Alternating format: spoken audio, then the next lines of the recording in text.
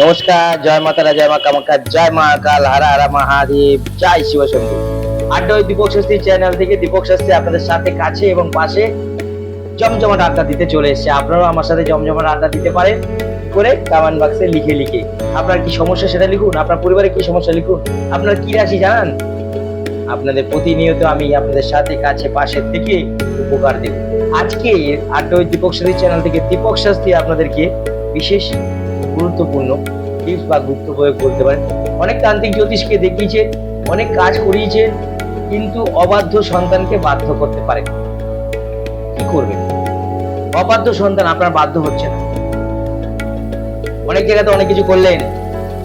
দীপক শাস্ত্রীর একটা ছোট টিপস করে দেখুন, 51 দিনের মধ্যে আপনার অবাধ্য সন্তান অল্প হলেও বাধ্য হবে। কি করবেন?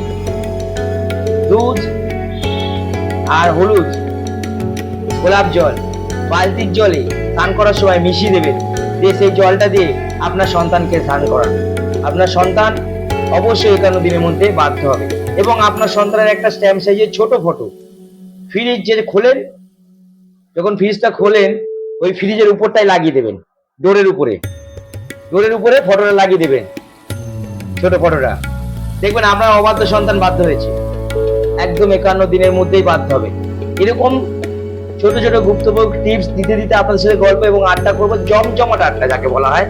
তাই না, আপনারাও আমার সাথে জমজমাট আড্ডা দিতে পারেন। এখন অব্দি আমার সাথে কেউ জমজমাট আড্ডা দিতে শুরু করেননি, কারণ আপনারা আমাকে হয়তো বেশি দিন ধরে দেখছেন না বা চেনেন না। আপনারা অনেক জায়গায় আমাকে পাবেন, অনেক চ্যানেলে পাবেন, অনেক ফেসবুক, ইনস্টাগ্রাম, ইউটিউব চ্যানেল, অনেক চ্যানেলে, অনেক আবার পেপারে পাবেন, আবার ম্যাগাজিনে পাবেন, আমাকে অনেক জায়গায় পাবেন।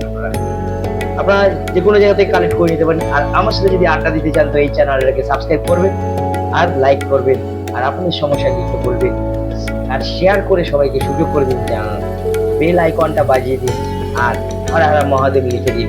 আমি সন্তুষ্ট হব। আমি সন্তুষ্ট হলে আড্ডা ওই দীপক শাস্ত্রী চ্যানেল থেকে দীপক শাস্ত্রী আপনাদের জন্য অনেক জমজমাট গল্প আপনাদের মঙ্গলার্থে নিয়ে আসবে।